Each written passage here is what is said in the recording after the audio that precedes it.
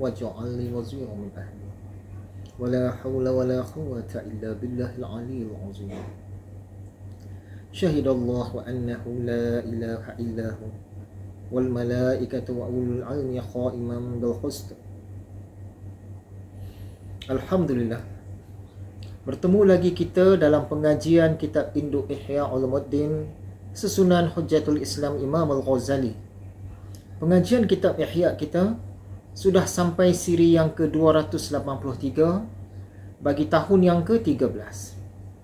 InsyaAllah pada malam ini kita akan meneruskan syarahan kitab yang ke-21 daripada 40 kitab yang terdapat dalam kitab Induk Ihya ini. Tidak lain dan tidak bukan iaitu kitab Keajaiban Hati atau kitab Keajaiban Qalbu. Syarahan kitab Keajaiban Qalbu kita sudah masuk siri yang ke-5.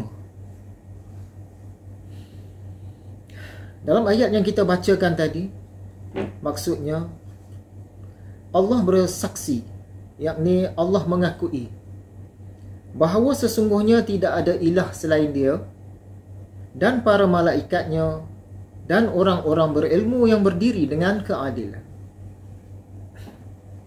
Imam Al-Ghazali memetik ayat ini lalu diletakkannya sebagai ayat pertama pada kitab pertama dalam Ihya ini, iaitu kitab Ilmu. Ayat ini bercerita tentang kemuliaan, tentang kelebihan dan ketinggian orang-orang berilmu.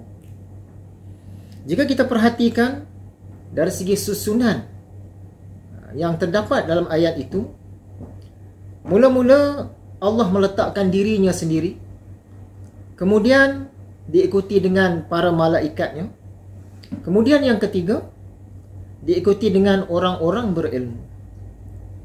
Jadi pada pandangan Imam Al-Ghazali, ayat ini menunjukkan macam mana Allah memuliakan orang-orang berilmu itu pada satu level, pada satu maqam yang tertentu. Jadi kita sekarang sedang menuntut ilmu. Harap-harap kita termasuklah ke dalam golongan ahli-ahli ilmu. Ayat ini juga sebenarnya merupakan pakaian perang, bahasa halusnya, pakaian perang ataupun amalan yang Imam Al-Ghazali bekalkan kepada tentera-tentera kerajaan Seljuk khususnya. Baik ketika kerajaan Seljuk di bawah Sultan Malik Shah, atau di bawah Sultan Barqiyaruk, atau di bawah Sultan Muhammad Tapar, atau di bawah Sultan Ahmad Sanjar.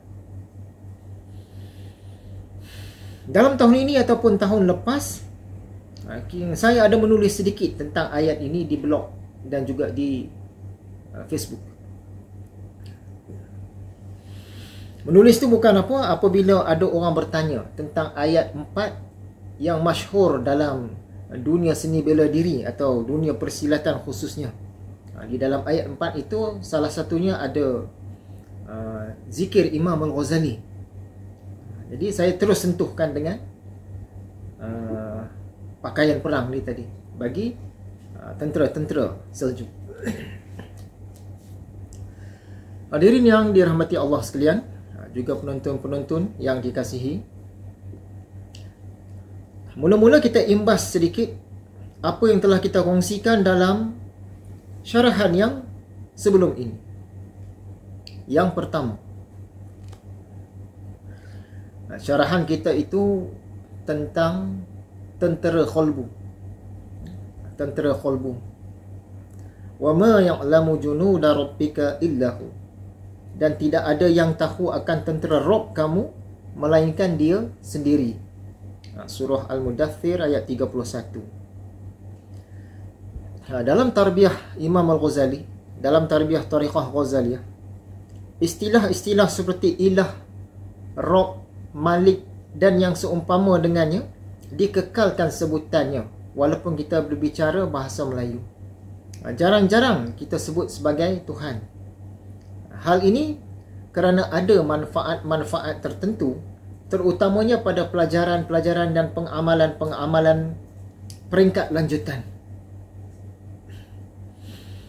Kita juga ada bagi tahu bahawa tentera qalbu ni banyak dan hanya Allah sahaja yang tahu. Yang kita tahu ini sikit saja. Yang sikit itulah yang disentuh oleh Tuan Imam kita. Lebih kuranglah juga halnya dengan roh. Qulir ruhu min amri rabbi. Katakanlah roh itu daripada urusan Rabbku. Al-Isra 85. Jadi kita cerita tentang roh pun apabila perlu, dan kita sentuh yang sedikit itulah.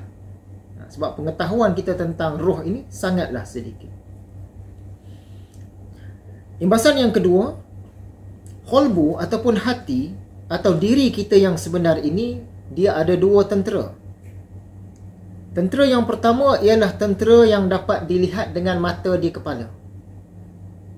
Sementara tentera yang kedua ialah tentera yang dapat dilihat hanya dengan mata qalbu. Dengan mata kepala tak nampak.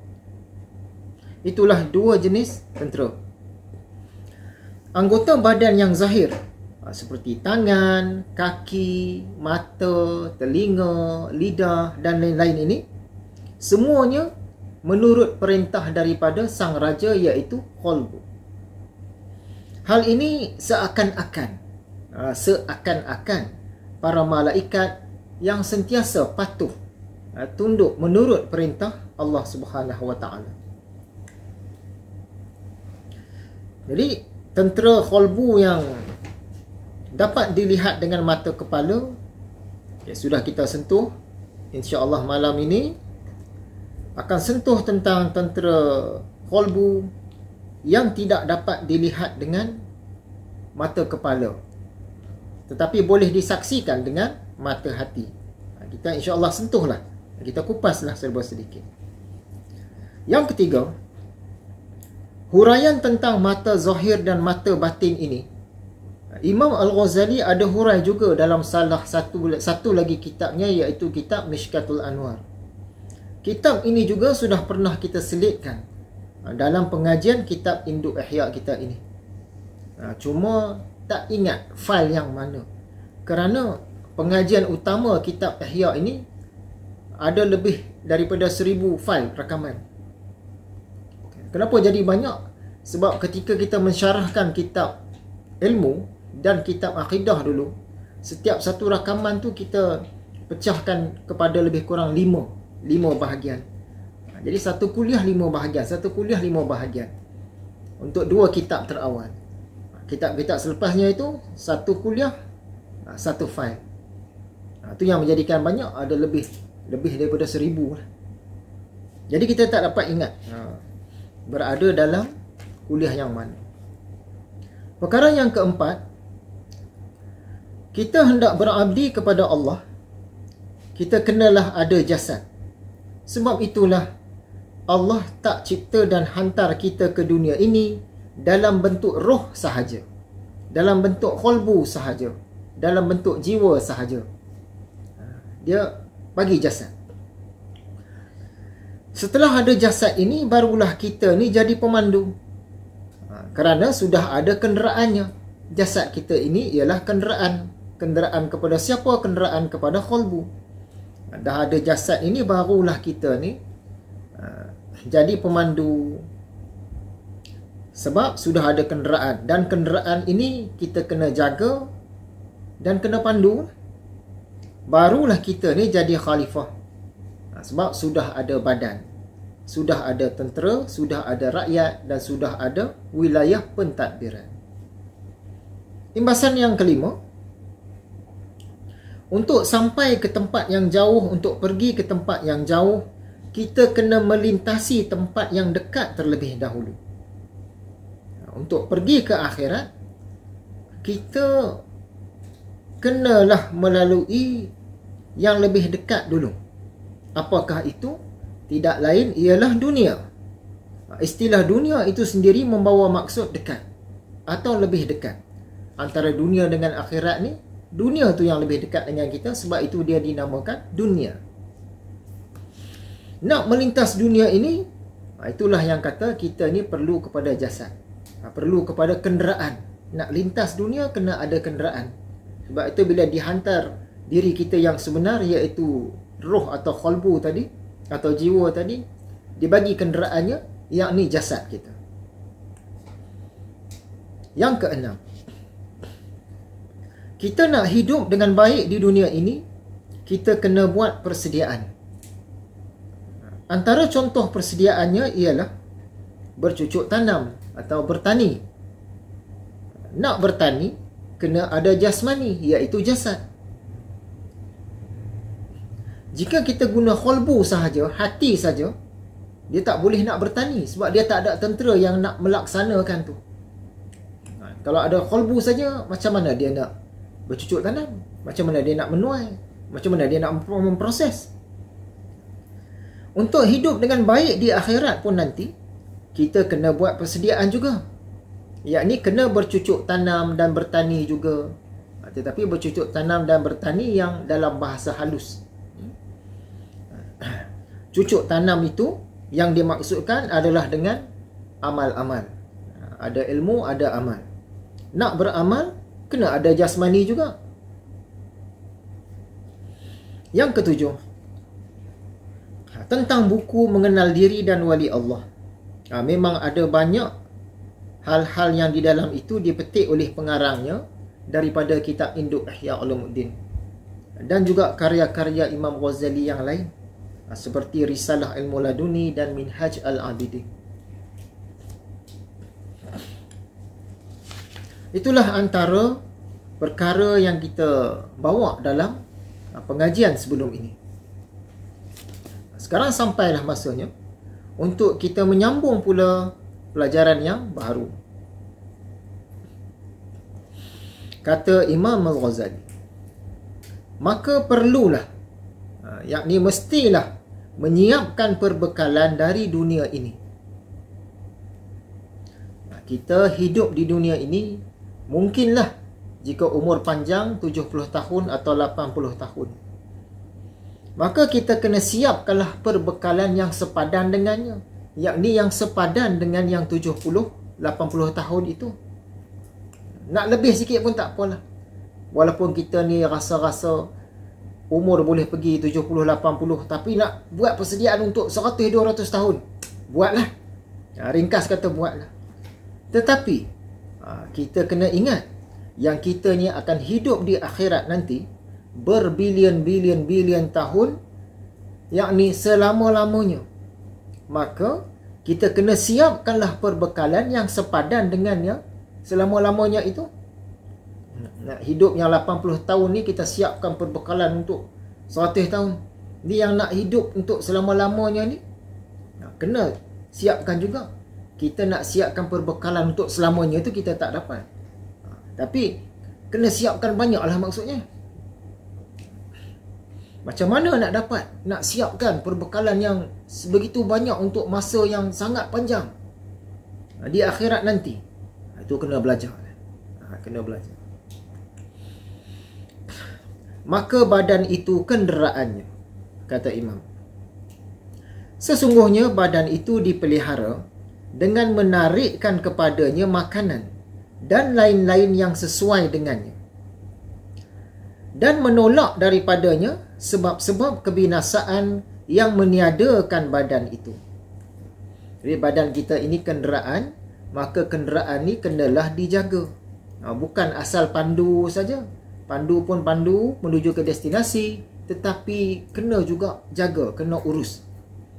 Jika tidak dijaga dengan baik, kenderaan ini mungkin rosak. Maka dia akan lemah atau dia akan binasa. Akibatnya, nanti kita tak dapat sampai ke tujuan, tapi terlencong ke arah lain. Atau kita terhenti pada tempat yang jauh daripada jalan pulang. Rugilah kita. Maka cara nak menjaga kenderaan ni, cara nak jaga badan atau jasad kita ini, yang pertama kata Imam Ghazali tadi, maksud kata-kata dia tu, kita kenalah cari hal-hal yang boleh menyelamatkan jasad kita ni dan menguatkan dan menyihatkannya. Caranya, kita makan, kita minum, kita bersihkan dia, kita berolahraga dan sebagainya. Yang kedua, untuk menjaga badan ini juga, kita kenalah menjauhkan hal-hal yang boleh membinasakan dia, merosakkan dia. Contoh, jauhkan daripada racun. Jangan masukkan benda-benda yang kotor dan mudarat ke dalam badan kita. Kalau ada dahan jatuh, kita elak. Dikejar anjing, kita cuba selamatkan diri. Ada air banjir, kita cuba naik ke tempat tinggi. Itu nak menjauhkan hal yang boleh membinasakan dia. Kata Imam, maka ia memerlukan kepada dua tentera untuk menarik makanan itu. Nak tarik makanan kepada diri tadi supaya dia tu sihat, kuat, tidak binasa.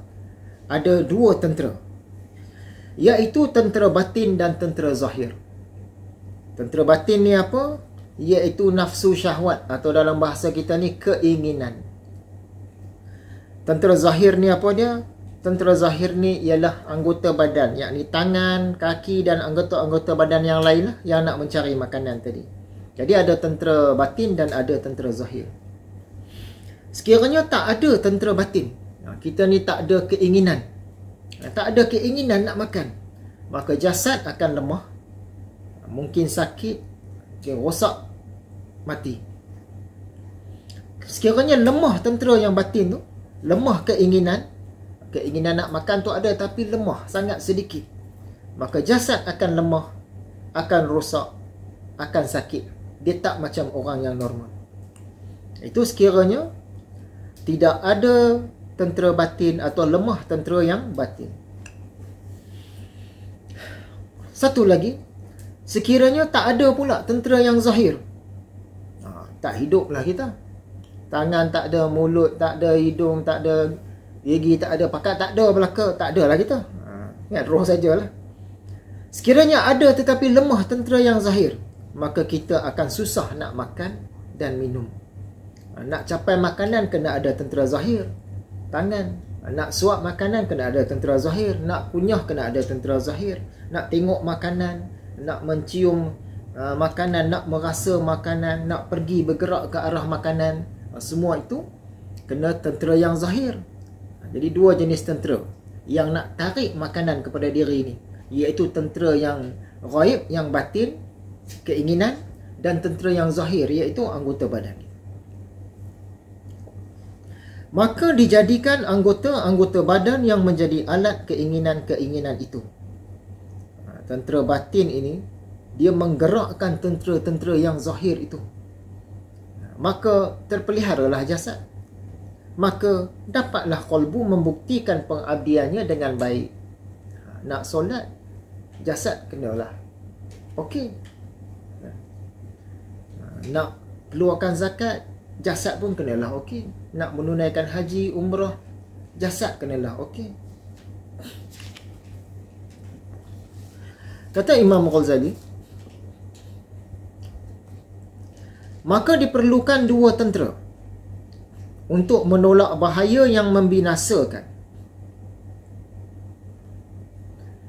Menolak bahaya yang boleh membinasa, merosakkan badan kita ni, kena ada dua tentera juga, iaitu tentera batin dan tentera zahir. Sama juga. Apakah tentera batinnya? Iaitu amarah. Amarah ni semangat. Semangat atau daya yang menolak segala yang membinasakan dan menuntut balas daripada musuh. Contohnya, kita terserempak dengan lembu yang datang nak menyerang kita. Sekiranya kita ini tak ada amarah tadi, tak ada semangat tu, kita akan duduk diam je. Apabila ada amarah, ada semangat tu, barulah timbul keinginan untuk menyelamatkan diri. Contohnya, kita kena kejar anjing ke, lembu ke, singa ke, mungkin kita akan berzikrullah, kita bertakbir, atau kita lari, atau kita panjat pokok, ataupun kita takutkan semula anjing tu, ataupun kita menjerit minta tolong, kita panggil tuan dia, ataupun kita lari-lari lompat melepasi lembu. Macam pertunjukan-pertunjukan yang kita tengok dalam internet lah. Lembu besar sekarang pun dia boleh lari-lari lompat lepasi lembu kan. Ataupun kita ada spray, Macam beruang serang kita, dia ada sejenis spray. Ada spray tu dia tak suka bau tu, maka dia tak jadi serang. Ada juga yang macam itu. Jadi ini semua nak dapat dari mana? Daripada amarah. Amarah ini adalah tentera batin. Amarah ni bukan marah, dia amarah, iaitu semangat. Nak jayakan keinginan semangat itu, kena guna tentera yang zahir. Tentera batin tadi dia semangatkan kita untuk menyelamatkan diri. Nak selamatkan diri itu kena ada alat dia, iaitu tentera yang batin. Kita nak lari kena ada kaki. Kita nak ambil batu baling kena ada tangan. Kita nak mengawasi haiwan yang menyerang, kita kena ada mata dan sebagainya. Apakah tujuan semua ini? Tak lain tak bukan untuk menjaga jasad. Bolehlah dikatakan seakan-akan jasad kita ini satu negara. Dah tentulah nak kena ada tentera-tentera atau pihak berkuasa yang menjaganya supaya dia ni terus selamat dan terhindar daripada perkara-perkara yang nak merosakkan dia. Tentera zahir, iaitu tangan dan kaki, yang mana dengan tangan dan kaki itu dapat bekerja menurut kehendak marah. Jadi yang dalaman tadi, dia menggerakkan tentera yang luaran. Kata Imam Al-Ghazali, apabila kita tidak kenal akan makanan, maka kita tak akan ada keinginan untuk makan. Maka ia memerlukan kepada dua tentera juga untuk mengenal makanan ini. Nak kenal makanan pun ada dua tentera, iaitu samalah jawapannya, tentera batin dan tentera zahir. Apakah tentera batin yang tujuannya untuk mengenal makanan? Iaitu panca indera. Indera pendengaran, penglihatan, penghiduan, perasaan dan penjamahan. Apa pula tentera zahirnya? Tentera zahirnya ialah tempat-tempat laluan indera itulah. Kalau indera penglihatan, tentera zahirnya ialah mata. Kalau indera pendengaran, tentera zahirnya ialah telinga. Kalau indera penghiduan, tentera zahirnya ialah hidung. Kalau indera perasaan, tentera zahirnya ialah lidah. Dan untuk indera penjamahan, tentera zahirnya ialah seluruh kita punya kulit badan ni. Ada orang yang dia punya telinga tapi tak punya pendengaran. Kan ada kan. Ada orang yang dia punya mata tapi tak punya penglihatan sebab dia buta.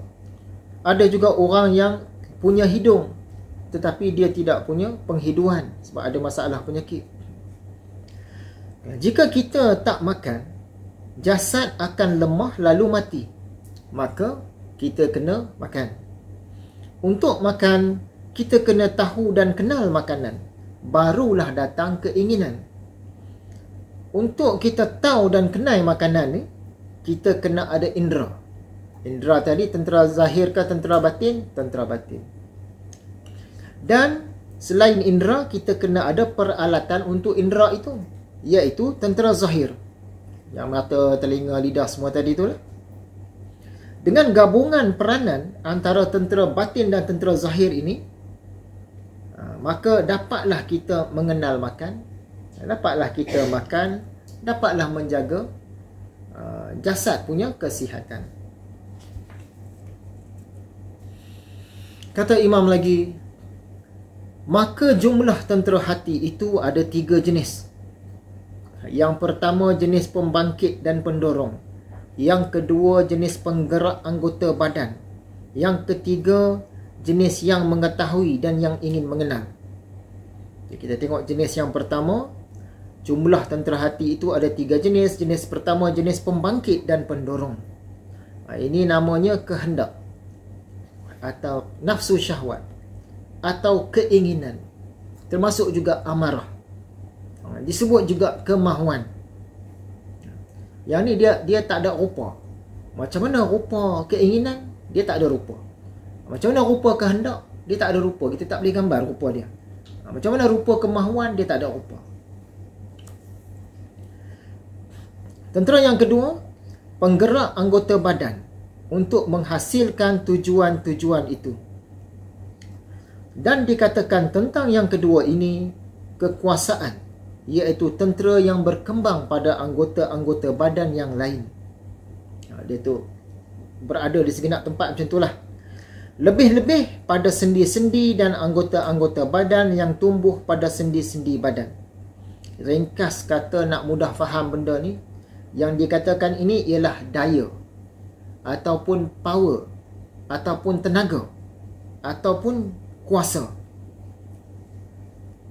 Yang ketiga pula, jenis yang ketiga, iaitu tentera yang mengetahui dan yang ingin mengenal semua perkara, seumpama mata-mata atau pemantau, tukang pantau. Apakah ia? Iaitu kekuatan penglihatan, kekuatan pendengaran, kekuatan penghiduan, kekuatan perasaan lidah, dan kekuatan penyentuhan. Dan disebutkan tentang ini pengetahuan dan perasaan. Yang ni ringkas kata panca indera lah. Jadi tentera hati ini ada 3 jenis. Kita ringkaskan. Yang pertama ialah keinginan. Yang kedua ialah daya atau tenaga. Yang tu pun tak nampak juga. Dan yang ketiga, panca indera. Keinginan, daya atau tenaga, indera.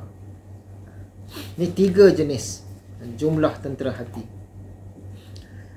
Dan bersama-sama tentera batin ini, tentera hati tadi, ada pula tentera-tentera zahir. Sebab yang 3 tadi tak nampak. Keinginan tak ada rupa. Kalau daya tak ada rupa. Indera, bukan alat-alat indera. Kalau pendengaran, mana ada rupa pendengaran? Telinga ada rupa. 3 ini tentera batin, tentera hati yang tak nampak, tak ada rupa. Bersama-sama dengan tentera yang tak ada rupa ini, ada pula tentera-tentera zahir, yakni tentera-tentera yang ada berupa. Apakah ia? Iaitu anggota-anggota badan yang tersusun daripada lemak, daging, urat, darah dan tulang yang menyediakan perkakasan untuk tentera itu. Jadi tentera zahir yang nampak ni macam tangan, kaki itu nampak. Ada pula tentera zahir tapi tak nampak sebab dia duduk di dalam. Contohnya, kita punya tulang, kita punya urat saraf, kita punya daging, kita punya darah, kita punya lemak. Nak nampak dia kena dibelah. Setelah dipotong, baru nampak. Sebab dia duduk di dalam. Jadi ada tentera zahir yang nampak terus, ada tentera zahir yang nak kena potong baru nampak. Maka kekuatan menggenggam, alatnya ialah anak-anak jari. Kekuatan melihat, alatnya ialah mata. Dan begitulah kekuatan-kekuatan lainnya, kata Imam Ghazali. Kita boleh fahamlah yang lain pun. Contohnya kekuatan mendengar, alatnya ialah telinga. Kekuatan menghidu, alatnya ialah hidung. Kami, kata Imam Ghazali, kami tidak memperkatakan tentang tentera zahir ialah anggota-anggota badan. Kerana anggota-anggota badan itu termasuk dalam alam al-mulki wa syahadah. Yakni yang duk nampak. Duk nampak. Tetapi yang kami perkatakan sekarang ialah apa yang diperkuatkan dengan tentera-tentera yang engkau tiada melihatnya. Yang tak nampak. Syarahan tentang tentera-tentera yang tak nampak ini kita ada buat masa kita mensyarahkan kitab Tauhid dan Tawakal. Daripada kitab Ihya ni juga kita syarah sampai khatam. Tonton semula yang itu, insya-Allah lagi banyak faham. Tentera batin ini walau dibelah pun tak boleh dinampak dengan mata. Macam tadi kita kata keinginan. Mana kita nak cari keinginan pada badan kita? Dari luar tak nampak. Kita belah pun cari tak nampak juga. Sebab dia ni tidak berupa. Itulah antara perkara pelajaran barulah yang kita kongsikan untuk malam ini. Maka kita rumuskan dahulu sebelum kita pergi kepada hal-hal lain. Kesimpulannya, ternyatalah bahawa qalbu atau hati kita ini ada tentera-tentera dia. Tentera-tentera dia juga ada jenis tentera zahir dan ada daripada jenis tentera yang batin, yang ghaib. Allah Subhanahu wa taala mengamanahkan tentera-tentera ini kepada kita supaya kita pimpin, kita tadbir, kita uruskan, kita gunakan, kita manfaatkan, kerana kitalah khalifahnya, qalbu kitalah rajanya. Jika baik sang khalifah, maka baiklah tentera dan wilayah pemerintahannya. Itu sahaja. Kita nak pimpin angkatan tentera manusia di dunia ini pun, batalion-batalion tentera di dunia ini, kita tak boleh nak fikir-fikir sendiri-sendiri begitu sahaja. Kena ada ilmunya, ada pengajarnya, ada amalnya, praktikalnya. Maka kita nak tadbir tentera dan negara yang kita bincang dalam tasawuf ini pun sama. Dia tak boleh sendiri-sendiri, dia akan jadi kacau. Maka carilah dan milikilah ilmu-ilmu berkaitan selagi masih ada nyawa. Nak pimpin tentera manusia pun ada pengorbanan. Nak tadbir negara yang di dunia ini pun ada pengorbanan. Samalah. Nak pimpin tentera qalbu, nak tadbir wilayah pemerintahan qalbu pun sama. Ada pengorbanan. Jadi kita mengharap Allah sentiasalah membantu kita dalam mentadbir tentera-tentera diri ini. Semoga kita dapatlah mencontohi orang-orang yang terbaik, iaitu para arfos, R4S Rasulullah SAW, 4 orang sahabat paling utama dan sahabat-sahabat utama yang lain. Merekalah sebaik-baik contoh. Apa yang kita nak contoh ni? Nak mencontohi mereka yang terbaik ini dari segi mentadbir tentera-tentera dan juga wilayah pemerintahan. Jadi mereka lah contoh teladan yang terbaik kita kena ambil daripada mereka ni. Baiklah, hal-hal lain. Hal-hal lain yang pertama, ni orang tanya, ada dakwaan yang mengatakan kita ni belajar kitab kecil-kecil sudah, tak payah belajar kitab besar-besar, kerana belajar kitab kecil-kecil pun ramai dah yang jadi wali Allah. Didakwa begitu. Jadi macam kitab Ihya ni tak payah belajar lah, belajar kitab kecil sudah. Bidayatul Hidayah contohnya. Jadi nak bagi komen tentang pandangan yang dakwaan yang sebegini, yang pertama cuba kita tafakkur lah. Jika dengan belajar kitab yang kecil-kecil sahaja pun ramai orang jadi wali Allah. Kalau betul lah dengan belajar kitab-kitab kecil ni ramai orang jadi wali Allah, kita tafakurkanlah bagaimanalah agaknya dapatan jika kita belajar kitab-kitab yang besar-besar lagi muktabar. Tak mustahil akan lebih ramai lagi yang jadi wali-wali Allah dan makam-makam kewalian mereka lebih tinggi. Dan membantu juga orang-orang biasa ni lebih ramai yang jadi soleh-soleh walaupun tak sampai ke peringkat wali. Belajar kitab kecil pun dah dapat sebanyak itu, belajar kitab besar tentulah lebih lagi. Begitulah congak-congak umum, congak-congak yang mudah lah. Yang kedua, alangkah sejahteranya jika dikatakan lebih kurang begini. Belajarlah kitab yang kecil-kecil dan belajarlah kitab yang besar-besar. Belajar kitab kecil-kecil pun ada orang yang dapat jadi wali. Belajar kitab besar-besar, insya-Allah lebih lagi. Kalau kita bagi komen macam tu kan bagus. Kenapa kita kena bagi komen? Tak payah belajar kitab besar-besar, kitab kecil sudah. Sebab belajar kitab kecil pun ramai jadi wali. Dia macam susah nak kata. Kita banding lah. Yang ketiga, apakah antara kesan negatif jika kita berpegang dengan dakwaan yang awal-awal tadi tu? Dah tentulah dia akan melemahkan atau mematikan hasrat orang-orang yang hendak mengajar dan orang-orang yang nak belajar. Yang dah minta akan cancel balik. Tak payahlah. Sebab belajar kitab kecil pun boleh jadi wali Allah. Ramai jadi wali Allah. Dah cancel. Yang dah nak ajar dah cancel juga. Lalu dia ulang semula kitab-kitab kecil. Siapa yang rugi?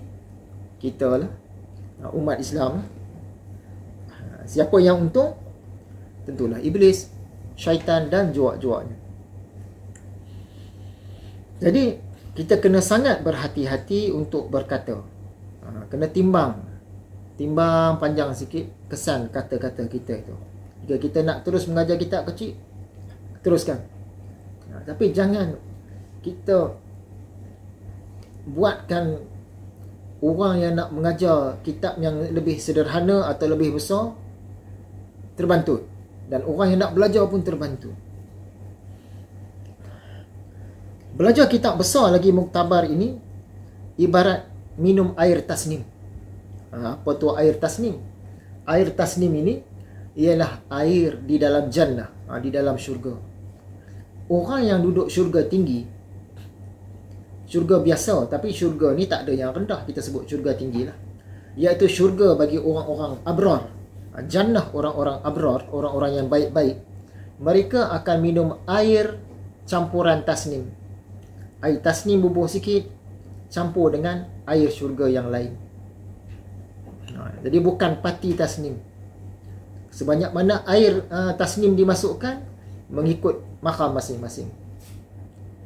Dan bagi orang yang duduk syurga yang lebih tinggi, jannah yang lebih tinggi, iaitu jannah para muqarrabin, mereka akan minum air tasnim sepenuhnya, 100%, tidak ada campuran.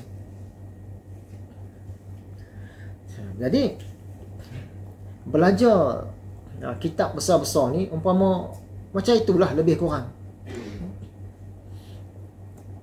Kita ambil ibarat macam minum air urin.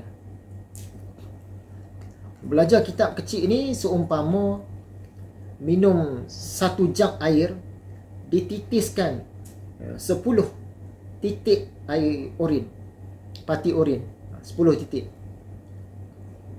Jadi kita minum 1 jug sampai habis pun kita dapat banyak mana air pati urin tadi? 10 titik. Tapi bila kita belajar kitab besar, dia seumpama minum 1 jug air urin pure. Katalah kita tak mampu nak minum, banyak ni kan, dengan rasa dia tu kita tak boleh minum banyak, kita pun minum sehirup saja. Berbanding yang tadi minum 1 jug terus, yang ni daripada 1 jug dia minum sehirup saja.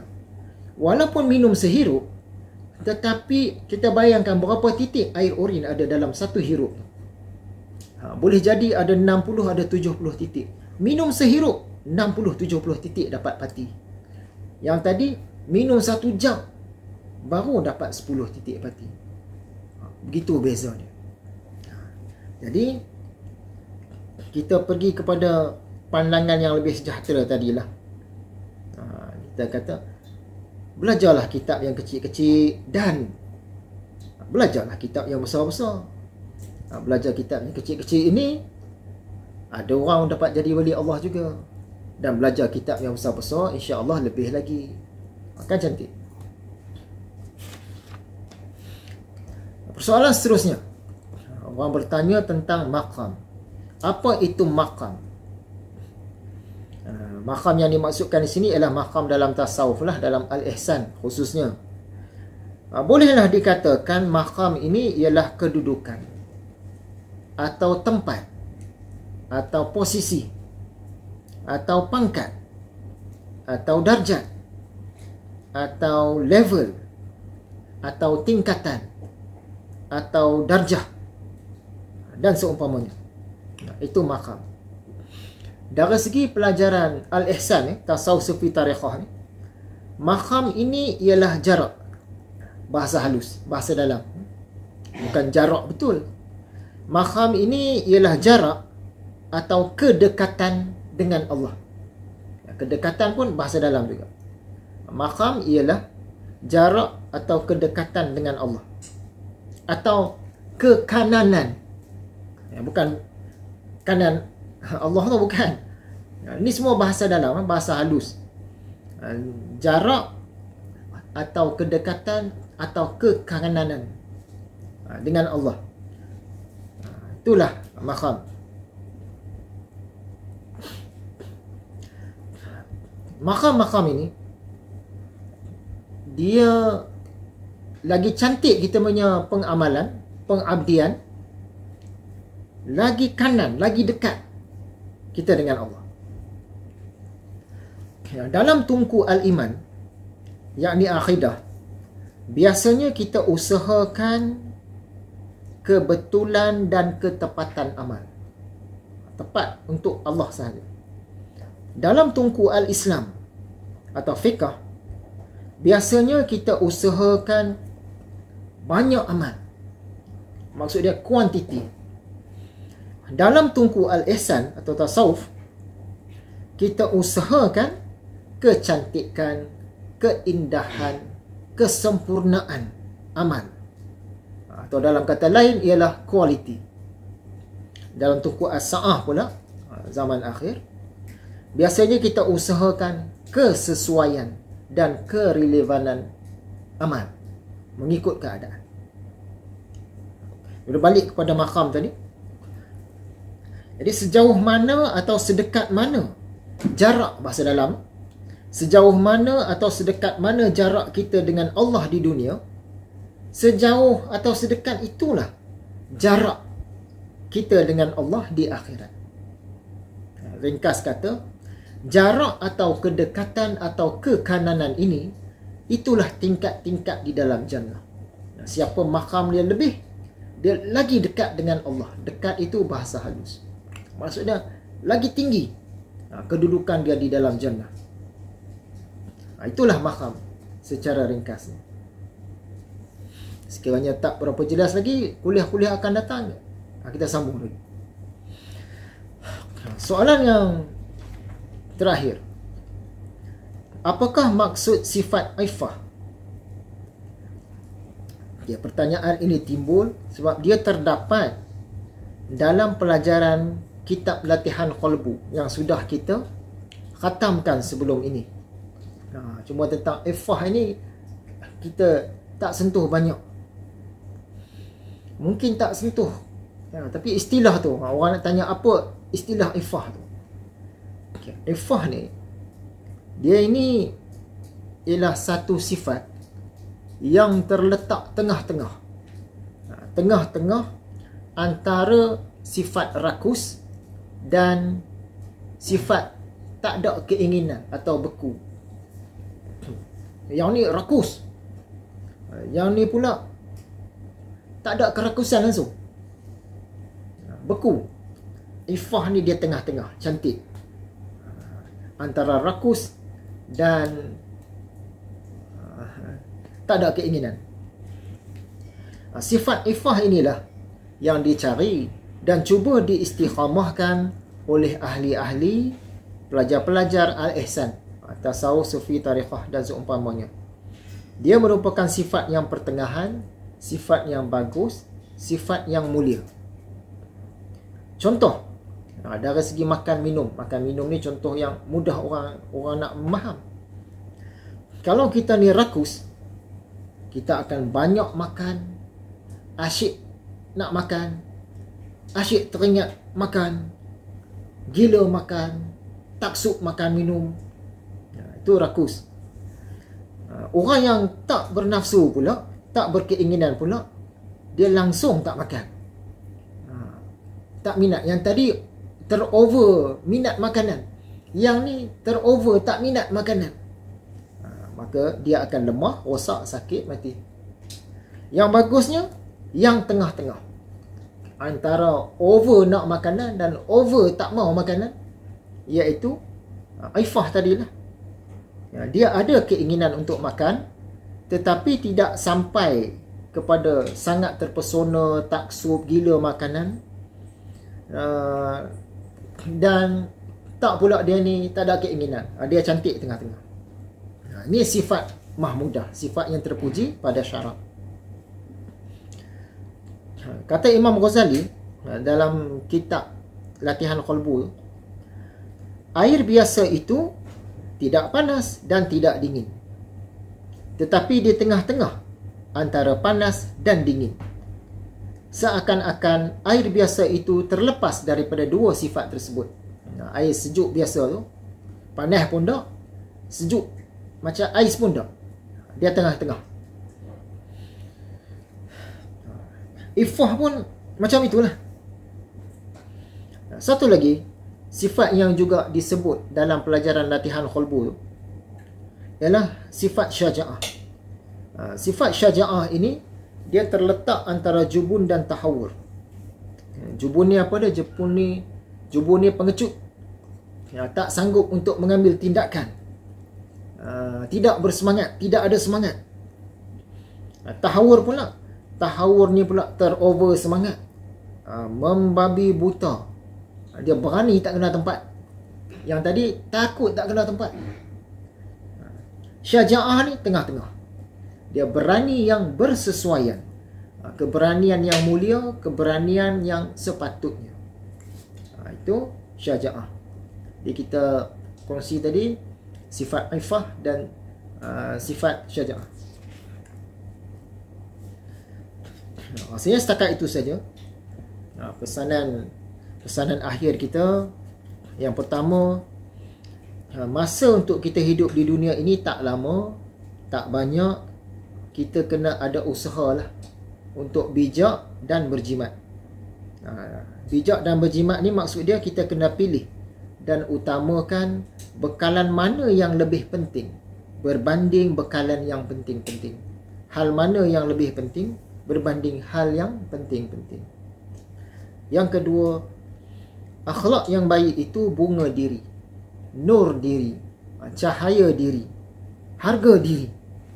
Walau ilmu-ilmu agama kita tak banyak, tak tinggi, tetapi akhlak, tingkah laku, adab sopan ni kena usaha bagi cantik dan bagi nampak cantik. Dan yang terakhir, kita teruslah berpegang dengan 242. Apa itu 242? Dua mazhab akidah, iaitu Asy'ariyah atau Maturidiyah. 4 mazhab fiqh, iaitu mazhab Hanafiyah atau Malikiyah atau Asy-Syafi'iyah atau Hanabilah. Dan 2 mazhab tasawuf, iaitu Al-Junaidiyah atau Al-Ghazaliyah. Ini zaman dulu-dulu banyak mazhab-mazhab bagi semua ini, tapi makin lama makin hilang. Tinggal ni 242 ni. Kita peganglah. Sekadar itu sajalah.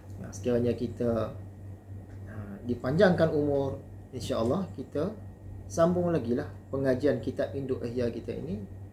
Harap-harap sampai khatam seluruh 40 kitab dalam kitab Ihya ini.